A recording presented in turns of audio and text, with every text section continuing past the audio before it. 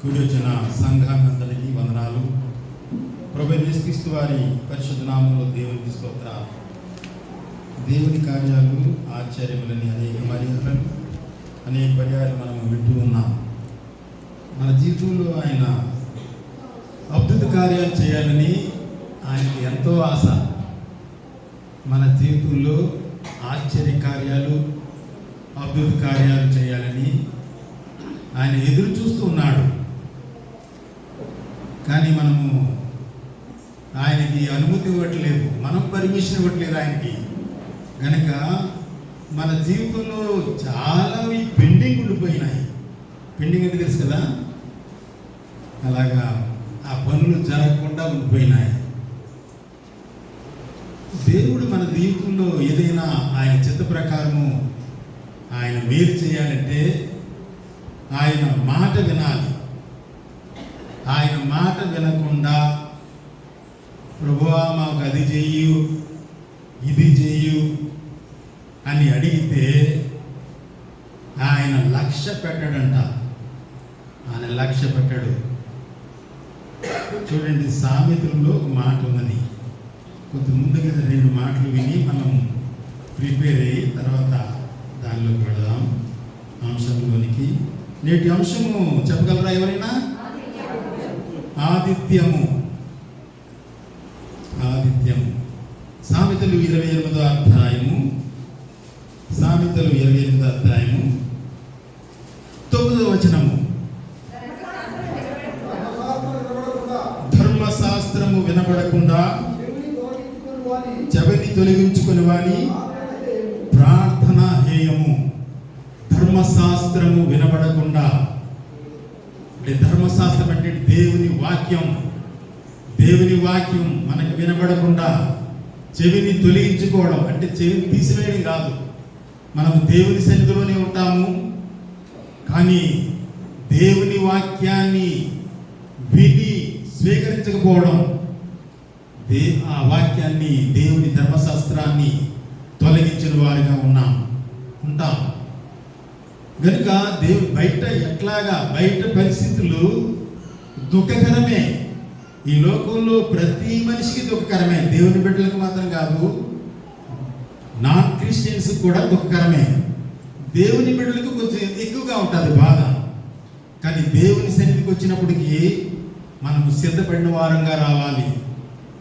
ప్రభు, నువ్వు నాతో ఏం మాట్లాడతావు, నన్ను ఆదరించవా అని ఒక చిన్న బిడ్డలాగా అడగాలి.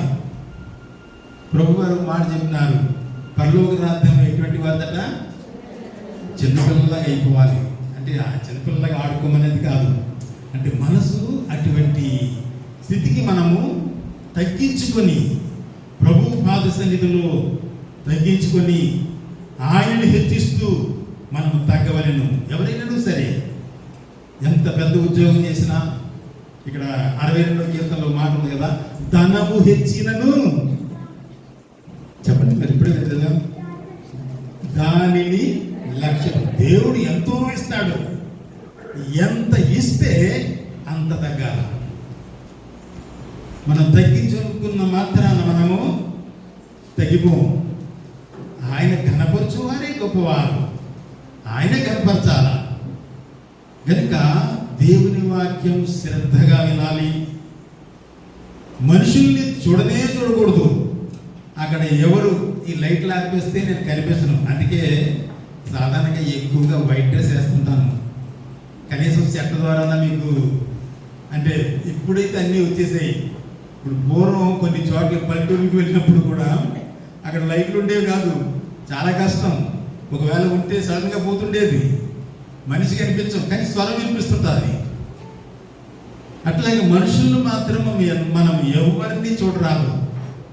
ఇది బాధ్యతలు వహిస్తున్న వారిని కానివ్వండి, తర్వాత సంఘాన్ని నడిపిస్తున్నటువంటి వారిని కానివ్వండి, వాక్య పరిచయం చేస్తున్నటువంటి వారిని కానివ్వండి, ఏ పరిచర్య అయితే ఆ పరిచయం చేసేవారిని, మనుషుల్ని మనము చూడకూడదు.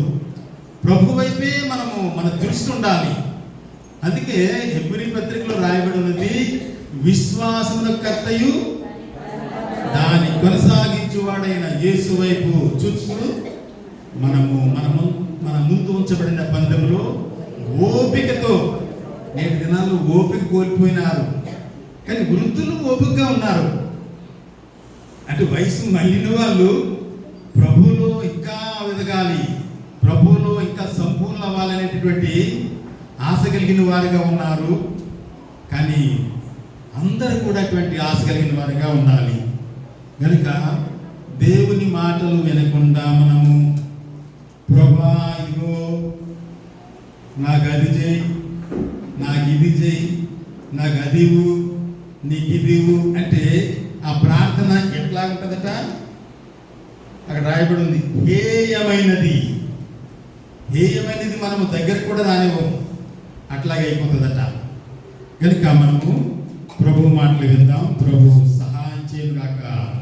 ఇక్కడ చూడండి, ఈ దినము మనకి అంశము ఇవ్వబడినది ఆతిథ్యము. ఆతిథ్యము ఆతిథ్యం అంటే ఏంటి?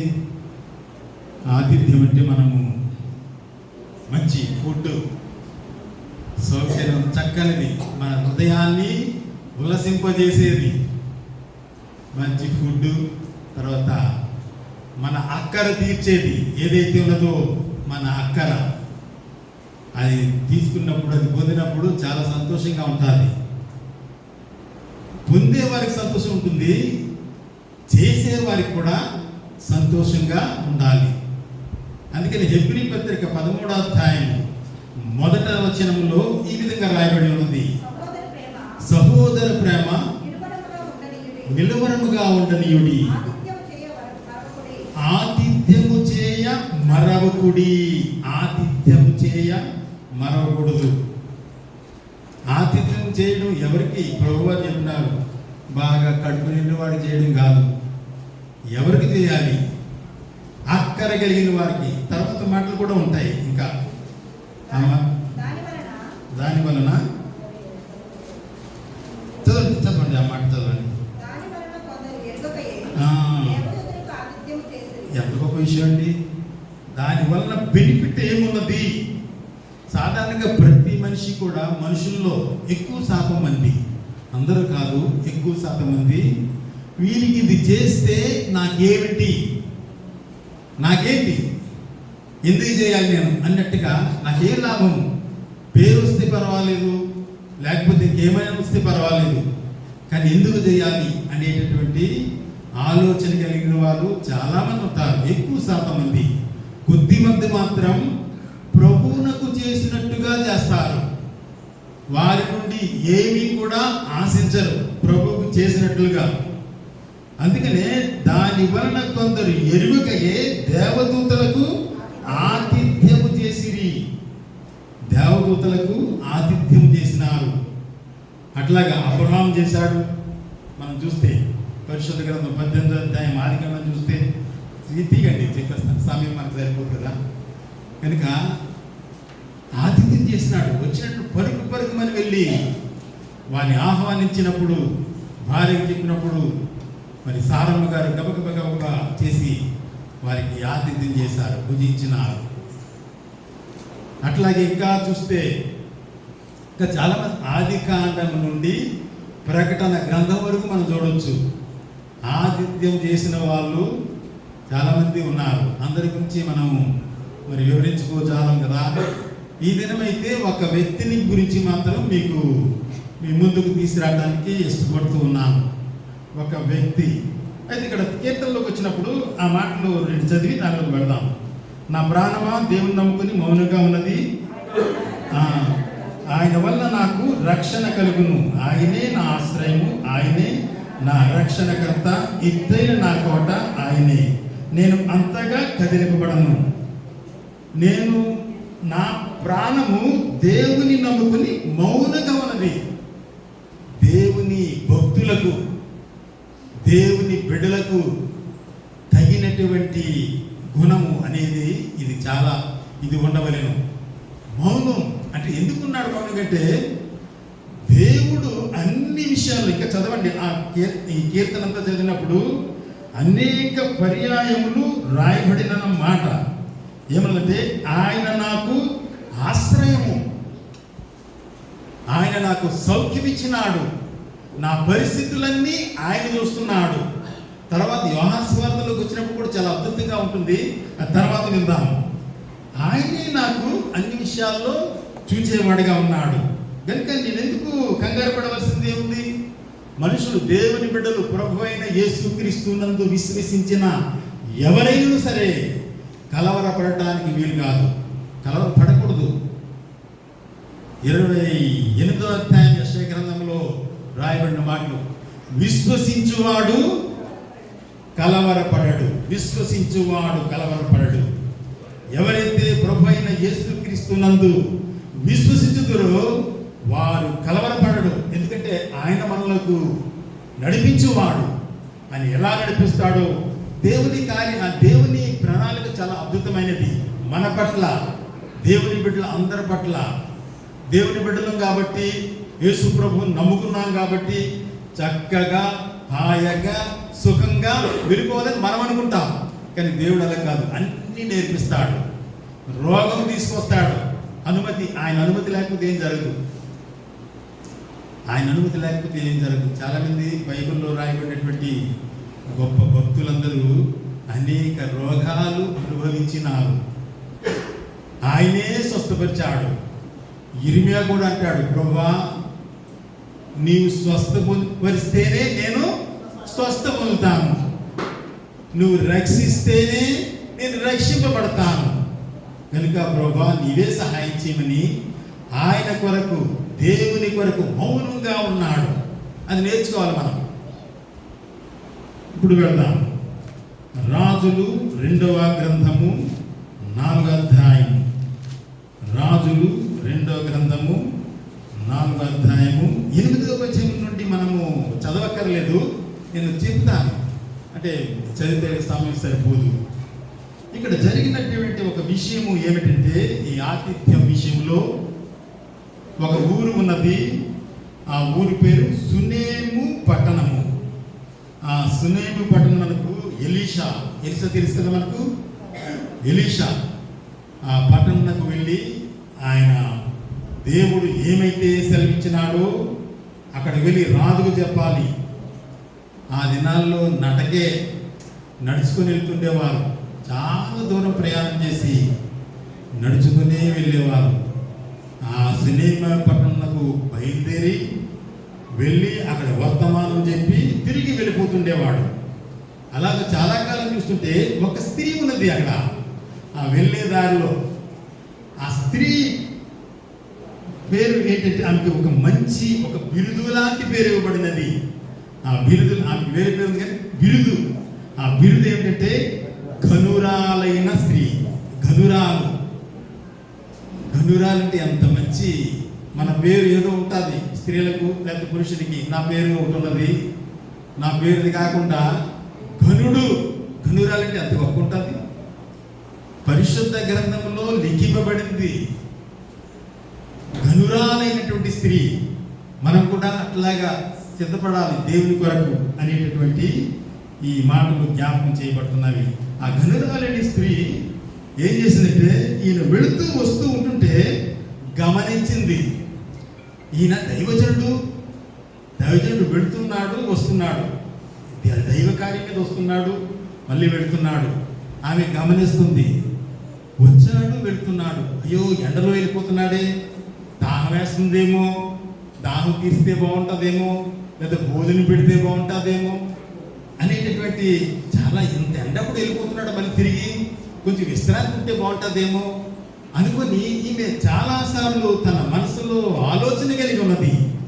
దేవుని సేవకుని పట్ల, దేవుని పరిచయం చేసేటటువంటి దైవజనుడి పట్ల ఉన్నప్పుడు ఒక రోజు ఏం చేసింది, ఏదైతే ఏమైంది, ఆ దినాల్లో స్త్రీలు పరాయి పురుషులతో కానీ దైవజనులతో కూడా మాట్లాడడానికి లేదు. కానీ ఈమె ధైర్యం చేసి ఆ దైవజను దగ్గరికి వెళ్ళి వస్తుంటే ఆపి, అయ్యా భోంచేయమని బ్రతిమలాడింది. తర్వాత ఇంకొక మాట రాయబడి ఉన్నది అక్కడ, ఆమె బలవంత పెట్టిందట ఆయనలో, మీరు మా ఇంటిలో భోజనము చేయవలసిందే. ఆమె ఏమీ ఆశించలేదు ఆయన నుండి, ఏమి ఎంత కానీ ఏమీ ఆశించలేదు. ఆశించకుండా మా ఇంటిలో భోజనం చేయండి అంటే, మా ఇంటిలో భోజనం చేస్తే దేవుడు మమ్మల్ని ఆశీర్వదించేస్తాడని కాదు అక్కడ. అసలు ఏమి ఆశ, తర్వాత మాట చదువుదాం. ఆమె ఏమి కూడా ఇంత కూడా దేవుడి నుండి కానీ ఆయన నుండి కానీ ఎవరి నుండి ఆశించలేదు. ఆశించకుండా ఏం చేసిందంటే, మీరు వచ్చి భోజనము చేయరమ్మని బలవంతం పెట్టిందట. బలవంతం పెడితే ఆయన వెళ్ళకపోయాడు, తిరస్కరించలేకపోయినాడు. సరే వెళ్ళి భోజనం చేశాడు, భోజనం చేసి వెళ్ళిపోయినాడు. మరలా వచ్చినప్పుడు మరలా భోజనం పెట్టింది.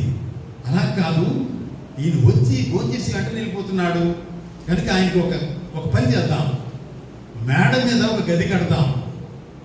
ఒక గది కట్టి దానిలో మంచం పెడదాం, తర్వాత ఒక టేబుల్ పెడదాం, ఒక చైర్ పెడదాం, తర్వాత ఒక దీపస్తంభం పెడదాం అని తనలో తాను అనుకొని భర్తకు చెప్పింది. భర్త చెప్పినప్పుడు ఏ ఆటంకం చెప్పలేదు. నీ ఇష్టం, నీకు ఎలా తోస్తే అలా చేయమన్నాడు. అట్లయితే కొన్ని రోజుల తర్వాత అక్కడ మంది పైన గది కట్టింది. ఇప్పుడు చెప్పబడింది అన్నీ దానిలో పెట్టింది. ఆయన వస్తూ భోజనం చేస్తూ కాసేపు ఆయన అక్కడే రాడు, మళ్ళీ ఆయన శిష్యులు ఉంటారు. వచ్చి భోజనం చేసి తదుపరి ఆయన విశ్రాంతి తీసుకుని వెళ్ళేవాడిగా ఉన్నాడు. ఆయన అట్లా వస్తూ వస్తూ చాలాసార్లు ఆయన దేవుడు ఎక్కడ పంపిస్తే అక్కడికి వెళ్ళేవాడు. అక్కడ వర్తమానం ఇచ్చేసి మళ్ళా వెళ్ళిపోతుంటాడు. అట్లాగే ఈ ప్రాంతానికి వచ్చినప్పుడు అక్కడికి వచ్చి వర్తమానం ఇచ్చేవాడు. అక్కడ చెప్పేసి మళ్ళా వచ్చినప్పుడు ఈమె దగ్గరికి వచ్చి ఈవింటిలో భోజనం చేసి విశ్రాంతి తీసుకునేవాడు. అయితే అట్లా జరుగుతుంది. దైవజనుడు భోజనం చేస్తున్నాడు, విశ్రాంతి తీసుకుంటున్నాడు. అప్పుడు రోజు ఇలా పడుకొని ఆలోచన చేశాడు, అవును ఈమె ఎందుకు ఇంత చేస్తుంది మనకి? శ్రద్ధగా వినండి, ఎందుకు చేస్తుంది ఈమె మనకు? ఈమె ఇంత శ్రద్ధాభక్తులు, అక్కడ చదవండి, ఎక్కడ ఉన్నది?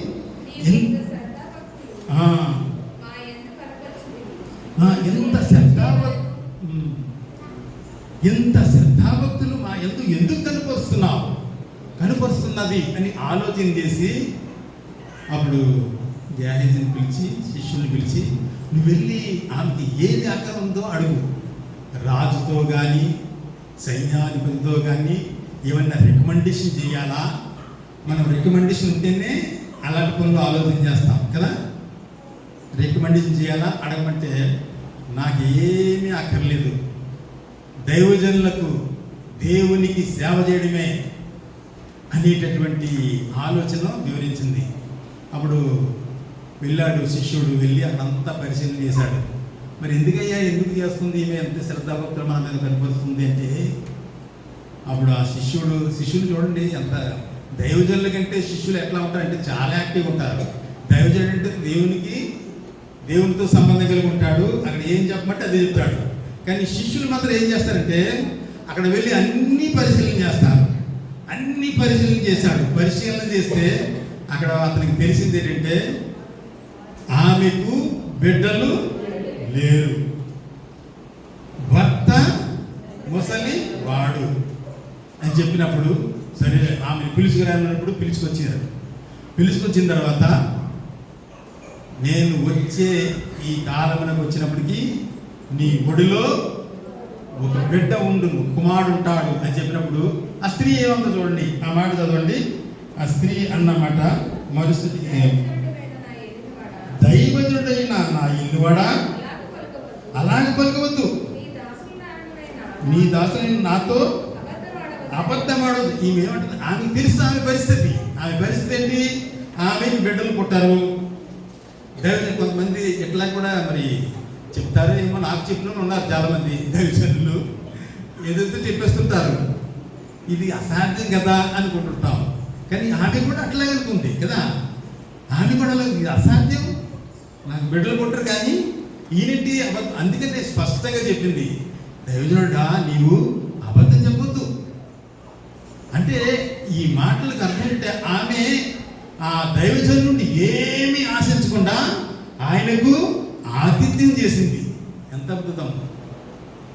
అప్పుడు చెప్పాడు, లేదు నేను వచ్చినప్పుడు నీ ఊళ్ళో కుమారుడు ఉంటాడు అని చెప్పినప్పుడు అట్లాగే తర్వాత ఇంకో మాట అంటది అక్కడ చూడండి, నేను నా స్వజనుల మధ్య ఉన్నాను, నాకే లోటు లేదు. 14వ వచనం, ఆమె ఎలీషా ఆమె నేనేమి చేయబోతున్నానంటే తర్వాత మాట ఎక్కడది 13 చివరి మాట, 13లో చివరి మాట, అందుకు ఆమె నేను నా స్వజనుల్లో కాపురమున్నాను. అంటే నా స్వజనులు ఉన్నారు, వాళ్ళందరూ గొప్ప వాళ్ళే, బాగా డబ్బున్న వాళ్ళు, వారి మధ్యన ఉన్నాను, నాకే లోటు లేదు, ఇప్పుడు నాకు ఏం అవసరం లేదన్నట్టుగా చెప్తూ ఉన్నది. కానీ దేవుడు ఏం చెప్తున్నాడు తెలుసండి, వచ్చే ఏడాదికి నీ ఊళ్ళో కుమారుడు. ఆమె ఏమి ఆశించకుండా ఆతిథ్యం చేసింది. దేవుడి నుండి కానీ మనుషుల నుండి కానీ ఆ దైవజన్ నుండి కానీ ఏమి ఆశించలేదు. దీని నుండి మనం నేర్చుకునేది ఏంటంటే దేవునికి చేసినట్లుగా చేయాలి. ఎవరికి చేయాలి? కడుపు నిండుగా చేయడం. ఆయన ఎంత కష్టపడుతున్నాడు, నడిచి వెళుతున్నాడు, నడిచి వస్తున్నాడు, దేవుని పని చేస్తూ ఉన్నాడు. అటువంటి వానికి ఆమె ఆతిథ్యం చేసింది. ఇదే మనం గమనించాలి. దైవజనులకు చేయాలి, దేవుని పని నిజంగా చేసే వారికి, వారు ఏమి ఆశించరు వారికి చేయాలి. తర్వాత వచ్చే ఆ సంవత్సరం ఆ ఏడాది వచ్చినప్పటికీ ఏమైంది? 17వ వచనంలో, పిమ్మట ఆ స్త్రీ గర్భవతి అయి మరుసటి ఏట ఎలీషా తనతో చెప్పిన కాలమున కుమారుని కనెను.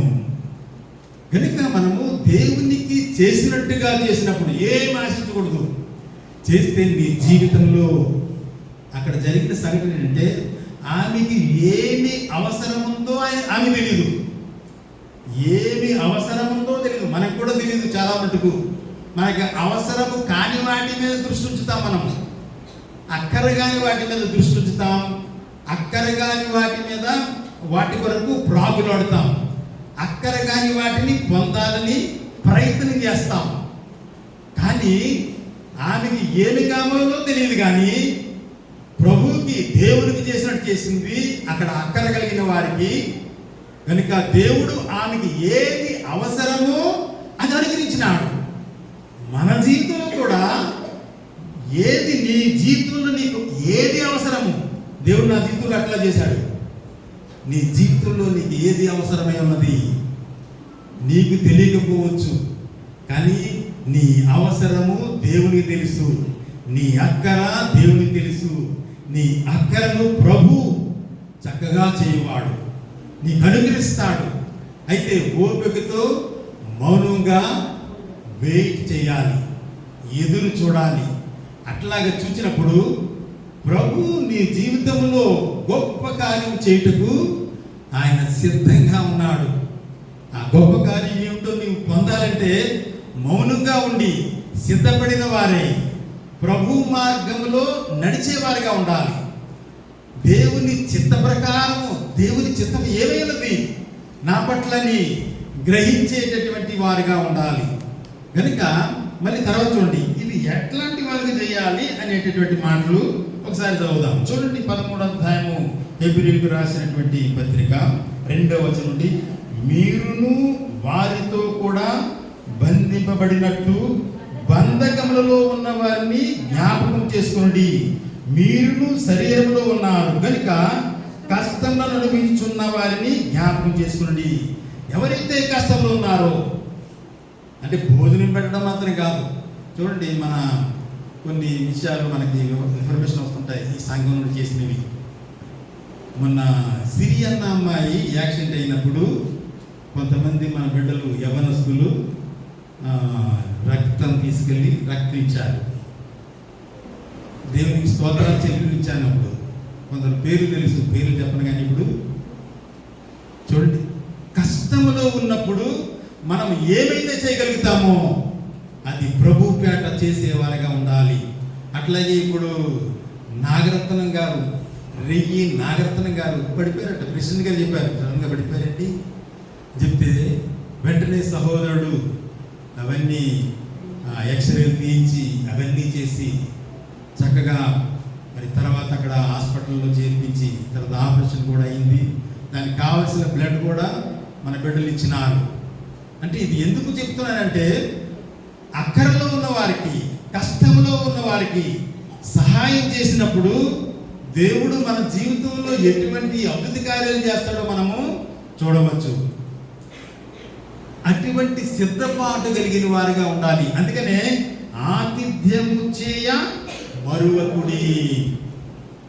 ఆతిథ్యం చేయించుకుంటునే వాళ్ళు చాలా మంది ఉంటారు, కానీ మనం చేయాలి, మనం ఆశించరాదు. ఇంకా కొన్ని మాటలు ఉన్నవి, మరి మనకి పెట్టేవాడికే పెడితే ప్రయోజనం ఉంది. చాలా మంది చూడండి. ఇంకో మాట మత్తయి సువార్తలో ఇక్కడ రాయబడి ఉంది. మత్తయి సువార్త 10వ అధ్యాయము, మత్తయి సువార్త 10వ అధ్యాయము 42వ వచనం. మరియు శిష్యుడిని ఒకడు ఈ చిన్నవానిలో ఒకరికి గిన్నెడు చన్నీళ్లు మాత్రం నిచ్చునో వాడు తన ఫలము పోగొట్టుకున్నది నిశ్చయంగా మీతో చెప్తున్నాను. అంటే చూడండి, చిన్నవాడట, ఇక్కడ రాయబడింది చిన్నవాడు. ఆ చిన్నవాడి నుండి నాకేమొస్తుంది?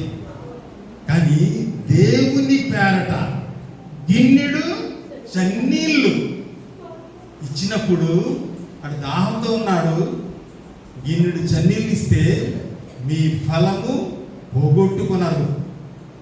ఆయన అంటే ఫలం వస్తాదని చేయకూడదు. ఫలము దేవుడు నాకు ఫలం ఇస్తాడు కాబట్టి నేను చేస్తానంటే అది రాంగ్, మొత్తం తప్పది. మనము చేయాలి. చేసినప్పుడు దేవుడు ఇస్తాడు, ఇవ్వకపోయినా పర్వాలేదు. అట్లా ఇంకో చూడండి, ఇంకో మాట ఎక్కడ ఉన్నది? మార్కు సువార్త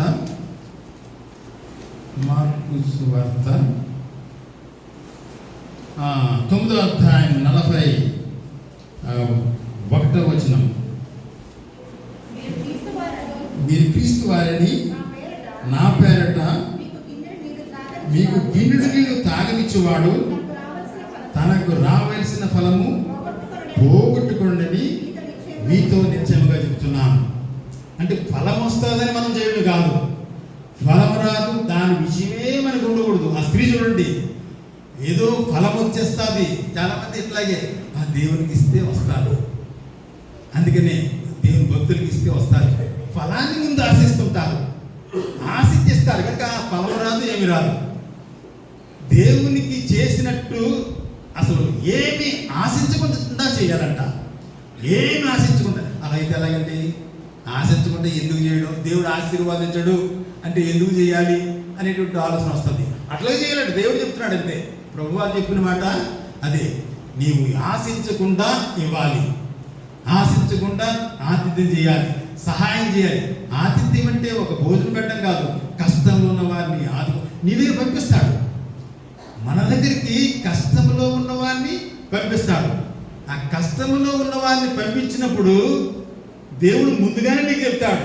నీవు భక్తురాలైతే ఇదిగో ఫలానా వ్యక్తి వస్తున్నారు, ఆ వ్యక్తికి నువ్వు సహాయం చేయాలి. సహాయం చేయకపోతే ఆయన ఊరుకోడు. చేయమని చెప్తాడు.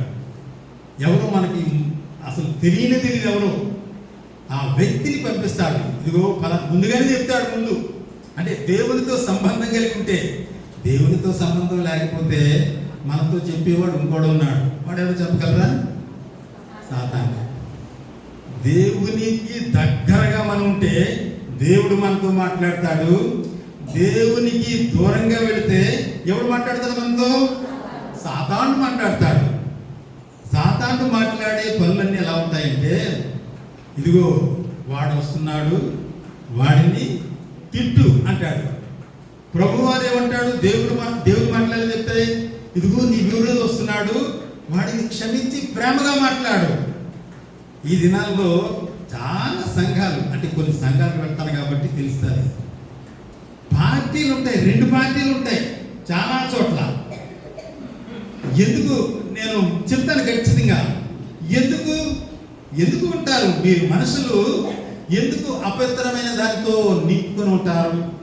పరిశుద్ధంగా ఉండొచ్చు కదా, దేవునికి అంగీకారంగా జీవించవచ్చు కదా అంటే లేదండి, చాలా కంప్లైంట్స్ ఉంటాయి. నన్ను ఇలాగన్నాడు ఇవే ఎక్కువైపోయినాయి చాలా చోట్ల. నువ్వు అటువంటి మనసుతో వస్తే దేవుని సన్నిధిలో దేవుని ఎట్లాగా ఆరాధించగలుగుతావు? ఆరాధించలేరు ఎవరు కూడా. దేవుణ్ణి ఆరాధించేవారు ఎలా ఉండాలంటే తెలుసండి, హృదయ శుద్ధి కలిగి ఉండాలి. 5వ అధ్యాయము ఒక పాప చెప్పింది, చాలా బాగా చెప్పింది. 5వ అధ్యాయం మత్తయి సువార్త 5వ అధ్యాయంలో హృదయ శుద్ధి గలవారు ధన్యులు వారు. మరి దేవుణ్ణి చూస్తున్నారా? ఆరాధనకు వచ్చినప్పుడు ప్రభు సన్నిధికి వస్తూ ఏదో కాలక్షేపం కింద ఉన్నదా, లేకపోతే దేవుని చూస్తున్నారా? దేవుడు నీకు అంటే ఈ కళ్ళకి కనిపించడు, ఆయన నీ హృదయాన్ని తాకుతాడు. ఇదిగో నీ హృదయంతో మాట్లాడతాడు. ఏమని? నీ మనసుతో ఏమని? ఇదిగో నేనున్నాను ఇక్కడ, నువ్వు జాగ్రత్తగా కూర్చో, ఏది పడితే మాట్లాడకు, నీ లోపల ఇంకా చాలా. అందుకే దైవ సన్నిధి నుండి ఆ దేవుని వాక్యం వస్తుంది. ఇదిగో నిన్ను నీవు సరి చేసుకో, నీలో ఉన్న అపవిత్రతను తొలగించుకో, దేవుని మాటకు విధేయుడవు అని దేవుని హెచ్చరిక వచ్చినప్పుడు విధేయత చూపాలి. లేదండి పర్వాలేదు అంటే చూడండి, కీర్తనలో మాట ఉంది. 4వ కీర్తన 4 2వ వచనం, నరులారా ఎంతకాలము నా గౌరవమును అవమానంగా మార్చెదరు, ఎంతకాలము వ్యర్థమైన దానిని ప్రేమించెదరు, ఎంతకాలము అబద్ధమైన వాటిని వెతికెదరు. చూడండి, ఎంతకాలం, కాలం వెళ్ళిపోతుంది. నేను మధ్యాహ్నం భోజనం చేసిన తర్వాత అలా కొంచెం మంచం తల పడుకొని ఒక ఆలోచన చేశాను. ఒక 50 సంవత్సరాల తర్వాత, 50 సంవత్సరాలు అంటే ఇప్పుడు 2025, 2075కి ఇక్కడ ఎంతమంది ఉంటారు అని ఆలోచన చేశాను. 2075 సంవత్సరానికి ఇక ఎంతమంది ఉంటే నేను మాత్రం ఉండదు, వెళ్ళిపోతాను. నేను చాలామంది వెళ్ళిపోతాము, చాలామంది వెళ్ళిపోతాము. ఇప్పుడు చిన్న చిన్న పిల్లలందరూ ఎంత వయసు వచ్చేస్తుందంటే చాలా పెద్ద వయసు వచ్చేస్తుంది. ఇప్పుడు పుట్టిన వాళ్ళకి 50 సంవత్సరాలు వస్తుంది. అప్పుడు ఉండవు కదా, ఎంతమంది మారిపోతారు. అప్పుడు ప్రెసిడెంట్ ఎవరు ఉంటారబ్బా అని ఆలోచన చేశాను. ఆల్విన్ రియాన్ అయ్యి ఉండొచ్చు, లేకపోతే మధ్యాహ్నం ప్రెసిడెంట్ గారు ఉన్న చిన్న మాట అన్నారు ఇక్కడ అన్ని నాయుడు కూర్చున్నట్టు నేను చూడలేదు. అంటే అప్పుడు నాకు వెంటనే అన్నప్పుడు ఎవరు కొత్త వచ్చినట్టు మాట్లాడారన్నారు. అంటే అప్పుడు ఫ్యూచర్ ట్రెజరర్ అట్లాగే ఫ్యూచర్ మరి secretaries, future vice president, future ఇంకెవరు జాయింట్ సెక్రటరీ, ఎంతమంది అందరూ మారిపోతాం. అంటే కొన్ని ఆలోచనలు అట్లాగా 75 సంవత్సరాలు అంటే 50 సంవత్సరాల తర్వాత ఎట్లా ఉంటుంది అని ఆలోచన చేస్తే ప్రభు రాకడ ఆలస్యమైతేనేది. ఈ లోపల ప్రభు రాకడ అయిపోయింది అనుకోండి, ఎవరు ఉండరు. ఇక్కడ ఎవరు ఉంటారు తెలియనా, ఎంత కష్టపడి నిజంగా ఇప్పటికీ మా ప్రెసిడెంట్ గారు, మన వైస్ ప్రెసిడెంట్ గారు వీళ్ళందరూ బాగా, వారితో పాటు ఆనంద్, ఇంకా మనోహర్, ఇంకా కొంతమంది బిడ్డలు, వీళ్ళందరూ చాలా కష్టపడుతున్నారు. నేను అప్పుడప్పుడు వచ్చి చూస్తుంటాను, దూరంగా పెట్టి వచ్చి చూస్తున్నప్పుడు వీళ్ళు చాలా కష్టపడుతున్నారు. నా కష్టం అసలు ఎంత కూడా లేదు దీనిలో. వీళ్ళే కష్టపడుతున్నారు, చాలా కష్టపడుతున్నారు. ఎంత కష్టపడి పని చేశారు. ప్రభువు వచ్చేసాడు, ఆయన కొరకు సిద్ధపడిన వారందరూ వెళ్ళిపోయినారు మధ్యాకాశానికి. ఇక్కడ ఎవరుంటారు చెప్పాలి. ఎప్పుడన్నా ఆలోచించారా? ఆలోచించాలి, మనం ఆలోచించాలి. దేవుని బిడ్డలు ఎవరు ఉండరు. అప్పుడు సాతానికి అధికారం ఇవ్వబడుతుంది. ఆ సాతాను పీపులు దీనిలో ఉంటారు. కనుక వీటి కొరకు ఎంత కష్టపడి మనం పనిచేసినప్పటికీ వీటి కొరకు ప్రాకులాడే అవసరం లేదు. దేవుని పనిది. దేవుని ప్రజలమైనటువంటి మనమందరము కూడుకోవటానికి మనకి ఈ చక్కని భవంతి ఇవ్వబడినది. ఈ బిల్డింగ్ లో మనము చక్కగా దేవుని ఆరాధిస్తున్నాం, దేవుని మహిమపరుస్తున్నాం, దేవుని వాక్యం వింటున్నాం, అంతవరకే దేవుని స్తుతిస్తున్నాం. కానీ భవిష్యత్తులో ఎలా ఉంటుంది ఎవరికి తెలియదు. కనుక మనం ఏం చేయాలి? మరి ఇంకా చాలా మాటలు ఉన్నాయి. మీరు ఎట్లాంటి వారు మీకు తెలియనా? మనకు తెలుసండి. అంతలో కనిపించి అంతలో మాయమైపోయేటటువంటి మనము ఎట్లా ఉండాలి? రెడీగా ఉండాలి. అందరితో ప్రేమ కలిగి, అందరితో పరిశుద్ధత కలిగి. లేఖనంలో నాయకుడు కొరింథీయులు రాసిన పత్రికలో అందరితో పరిశుద్ధతయు సమాధానమును కలిగి ఉండాలి. పరిశుద్ధంగా ఉండాలి మన సహవాసము. అట్లాగే సమాధానం కలిగి ఉండాలి. సమాధానంగా కలిగి ఉండినప్పుడు దేవుడు ఎంతో సంతోషిస్తాడు. చూడండి, ఒక కుటుంబంలోని బిడ్డలు, ఒక కుటుంబంలో ఒక 10 మంది బిడ్డలు ఉన్నారనుకోండి. ఇప్పుడు 10 మంది లేరు, 2 లేక 1, 3 కాదు, 1 2 లేక 1. ఇదివరకు 10 మంది ఉండేవారు కుటుంబంలో, తర్వాత అలా తక్కువ వచ్చింది. అలాగా ఆ 10 మంది బిడ్డలు, ఉదాహరణ చెప్తున్నాను, 10 మంది బిడ్డలు ఒకరినొకడు కొట్టుకుంటూ, ఒకరినొకడు దూషించుకుంటూ, ఒకరినొకడు కించపరుచుకుంటున్నారు అనుకోండి. ఆ తండ్రికి ఎట్లా ఉంటుంది చెప్పండి? భలేగా తిట్టుకుంటున్నారు, భలేగా ఉన్నారు వీళ్ళు ఒకరికొకరు వ్యతిరేకంగా. వెరీ గుడ్ అంటాడు తండ్రి, అన్నారు. తల్లి కూడా అన్నారు, ఏంటి ఈ బిడ్డలు, ఏంటి ఇంతమంది బిడ్డల్ని దేవుడు ఇచ్చాడు, నాకేంటి ఈ పరిస్థితి అని దుఃఖపడుతూ ఉంటాడు తండ్రి. ఈ లోకంలో తండ్రి, మన పరలోకపు తండ్రి కూడా ప్రభువైన యేసుక్రీస్తు వారిని ఈ లోకానికి శరీరధారిగా పంపించి ఆయన విలువైన రక్తముతో మనల్ని విమోచించినాడు. మన పాపముల నుండి, శాపముల నుండి, మరణము నుండి, దౌర్భాగ్య స్థితి నుండి మనం విడిపింపబడినాము. విడిపించి మళ్ళీ మనల్ని ఆశీర్వదించాడు. అటువంటి బిడ్డలను మనం ఎట్లా జీవించాలి? దేవుని కొరకు ఐక్యత కలిగి. 133 కీర్తనలు ఏమంటారు? సహోదరులు. మనకి బాగా తెలుసండి, చక్కగా దేవుని వాక్యం ఎంత బాగా తెలుసుకో మనకి. దేవునికి స్తోత్రం, చాలా సంతోషం. సహోదరులు ఐక్యత కలిగి ఉండుట ఎంత మనోహరము. తర్వాత ఏముంది? అది అంటే ఎలా ఉందట? అహరోను తల మీద పోయబడి, అక్కడ ఎంత స్పష్టంగా రాయబడి ఉన్నది. అలాగ జారి గడ్డం నుంచి కిందకి జారేటటువంటి పరిమళ ఎంత సువాసనలు, ఎంత సంతోషం. కనుక ప్రియమైన సహోదరి సహోదరులారా, మనం ఊరికినే యేసు ప్రభువుని తెలుసుకోలేదు. ఆయన జగత్తుకు పునాది వేయబడక పూర్వం యేసుక్రీస్తులో మనను ఏర్పరచుకున్నాడు. అందును బట్టే దేవుని సన్నిధికి వచ్చినాము. దేవుని సన్నిధికి వచ్చినటువంటి మనము ఆయనను మహింపరచాలి, ఆయన దేవుణ్ణి సంతోషపెట్టాలి, మన ప్రభు యేసుక్రీస్తుని ఘనపరచాలి. మన జీవితం చూసి, మన ఐక్యత చూసి, మన ప్రవర్తన చూసి దేవుడు సంతోషించే విధంగా మనం జీవించాలని ఈ సమయంలో మనకు తెలియజేయబడుతున్నది. తండ్రి మనల్ని చూసినప్పుడు సంతోషించాలి, దుఃఖపడకూడదు. కనుక మనం అనుకుంటాము, ఇక్కడే అనుకుంటాం, శాశ్వతం కాదు. కనుక సిద్ధపడదాం. ప్రభు రాకడ సమీపం. 2 కార్యాలు జరుగుతాయి మన జీవితాల్లో, మానవ జీవితాల్లో. 1 ప్రభు రాకడైతే, 2ది చెప్పగలిగి ఉండాలి. మనం ఈ లోకం నుండి కొనుక్కోవడానికి 1 ప్రభు రాకడ వచ్చేటప్పుడు మార్పు చెంది మనం వెళ్ళిపోతాం. 2ది మరణం. మనిషి జీవితంలో సంభవించేది శరీర మరణం లేకపోతే ప్రభు రాక. ఈ 2 జరుగుతాయి. రెండిట్లో ఏదో జరుగుతుంది, 2 జరగవు. రెండిట్లో ఏదో ఒకటే జరుగుతుంది.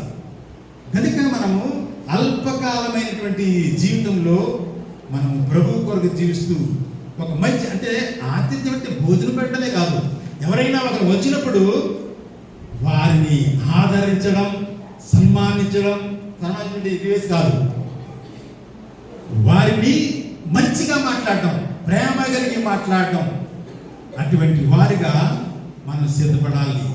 ఆతిథ్యం అంటే అది కొట్టి భోజనం మాత్రం కాదు. మనం వచ్చిన వారు ఎవరో కొంతమంది ఎవరన్నా తక్కువతో ఉంటే వాళ్ళని ఆదరించాలి. మనం ఎందుకు అనుకోకూడదు. మనం ప్రభు బిడ్డలం, ఆయన దేవుని ప్రజలం. కనుక అట్లా ఉండుట కొరకు ప్రభు మనకి ఇంకా చాలా విషయాలు ఉన్నాయి, కానీ మరి వివరించడానికి సమయం సరిపోదు. కనుక మరి ప్రభు బిడ్డలుగా మనం జీవిస్తూ మనము ఏంటిది ఆతిథ్యం ఇచ్చేటటువంటి వారంగా మనము ఉండాలి. అంటే ఆదరించాలి. మిగతా కొన్ని సంఘాల్లోకి వెళితే మనం ఇలా ఎంటర్ అయినట్టునే, మీరు ఎక్కడి నుంచి వచ్చారండి బ్రదర్, ఎక్కడి నుంచి వచ్చారు, ఇది ఏంటి వచ్చారు, రండి ప్లీజ్ కమ్ అని చెప్పి చక్కగా ప్రతి ఒక్కరు, ఏది ఎవరికి డెక్కన్ బోర్డు మెంబర్స్కే కాదు, ప్రెసిడెంట్ గారికే కాదు, పాస్టర్ గారికే కాదు, అందరి బాధ్యత.